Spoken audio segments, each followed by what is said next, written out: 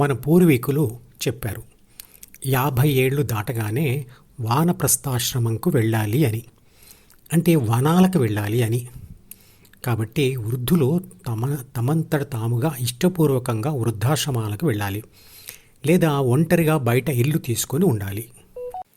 ధ్యానం లాంటి ఆధ్యాత్మిక విషయాల కోసం తప్పకుండా ఏ బంధాలు లేకుండా ఒంటరిగా ఉండడమే మంచిది. స్థితప్రజ్ఞ రావడం కోసం కృష్ణుడు చెప్పిన అభ్యాసము మరియు వైరాగ్యము అనే 2 మార్గాలలో ఒకటైన వైరాగ్యం ఒంటరితనం ఉంటే త్వరగా వస్తుంది. అభ్యాసం కూడా ఒంటరిగా ఉంటేనే ఎక్కువ సమయం చేయవచ్చు. అంతేకాదు పిల్లలకు కూడా ప్రైవసీ ఉండాలి మరియు సొంతంగా నిర్ణయాలు తీసుకొని ఫలితాలను అనుభవించి తమను తాము సరిదిద్దుకునేందుకు అవకాశం కావాలి కదా. అదే వారి మానసిక పరిపక్వతకు దారితీస్తుంది. వృద్ధులకు ఒంటరితనం ఒక వరం.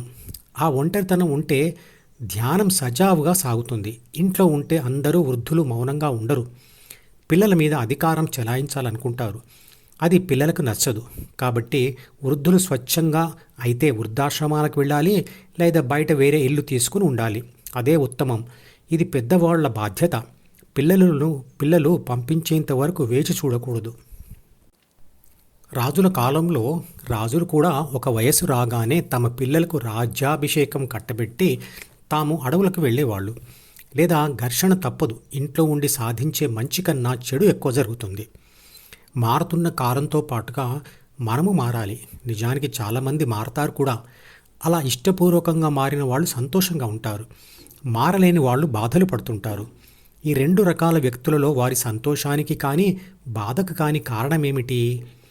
మనిషి అంటే చిత్రపటంలోని ప్రాపంచిక ఆత్మ అంటే ఏబీసీ, జ్ఞాపకాల పుస్తకం అంటే డీలో రాసుకున్న స్థిర భావాలే కారణమవుతాయి. అవి గతంలో మనం రాసుకున్నవే.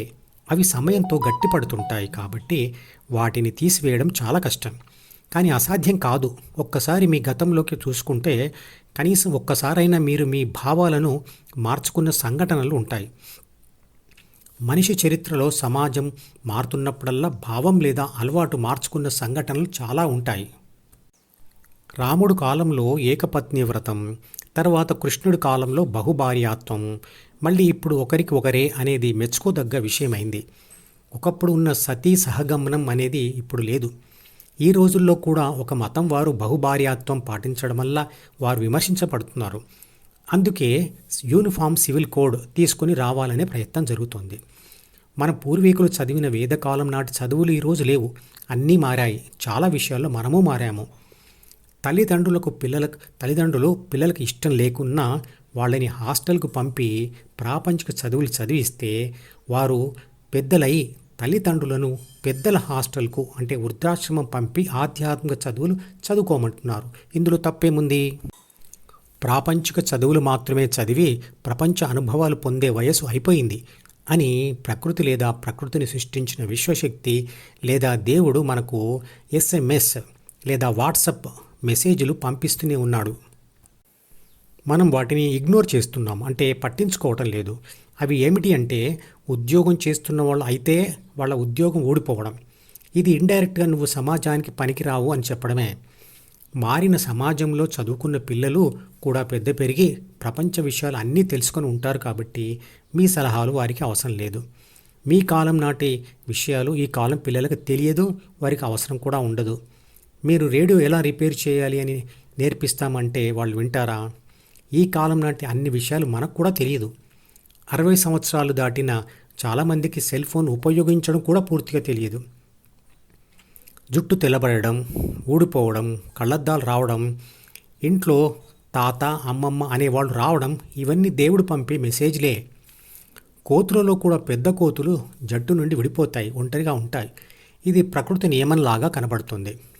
ఆధ్యాత్మిక దృక్పథం రాకపోతే ప్రాపంచిక చదువుల ద్వారా పొందిన మంచి లేదా చెడు అనుభవాలనే మనల్ని బాధలకు గురి చేస్తాయి. అందువల్ల మనం ఇంట్లో పిల్లలను కూడా మనకు తెలియకుండానే బాధ పెడుతుంటాం. వేగంగా సమాజం మారుతోంది, టెక్నాలజీ మారుతోంది, అందువల్ల జీవన విధానం మారుతుంది. ఎంత పెద్ద చదువులు చదువుకున్న పిల్లలకైనా తెలుసుకోవడానికి సమయం లేని విషయం, ప్రాపంచిక చదువుల ద్వారా తెలుసుకోలేని విషయం మరియు వారి ప్రాపంచిక విజయాలకు అవసరపడేది ఒక విషయం ఉంది. అది ఖాళీగా ఉన్న వృద్ధులు మాత్రమే సమయం వెచ్చించి తెలుసుకోగలిగినది మరియు ఎంత పెద్ద చదువులు చదువుకున్న పిల్లలకైనా సలహాలు ఇవ్వగలిగిన విషయం. అదే ఆధ్యాత్మికత. ఆధ్యాత్మికత అనేది పిల్లలకు ప్రాపంచిక విజయాలు సాధించి పెట్టడానికి కావలసిన తీవ్ర ధ్యాస, పట్టుదల, జ్ఞాపకశక్తి, ఒత్తిడి లేనితనం, నిర్భయత్వం నేర్పిస్తుంది. అది మీరు మొదట నేర్చుకొని తర్వాత పిల్లలకు నేర్పించవచ్చు. అది వారికి కూడా వృద్ధాప్యంలో ఉపయోగపడుతుంది. 1వ నెంబర్ వీడియో నుండి మొదలుపెట్టి వరుసగా చివరి వీడియో వరకు చూస్తేనే ధ్యాన శాస్త్రం సంపూర్ణంగా అర్థమవుతుంది. ఈ మధుపదం యూట్యూబ్ ఛానల్ వీడియోని సబ్స్క్రైబ్ చేసి గంట గుర్తును నొక్కి ఆల్ని సెలెక్ట్ చేసి ప్రతిరోజు యూట్యూబ్ ఓపెన్ చేసి అడుగున ఉన్న సబ్స్క్రిప్షన్ బటన్ నొక్కితే అన్ని లేటెస్ట్ వీడియోలు చూడవచ్చు.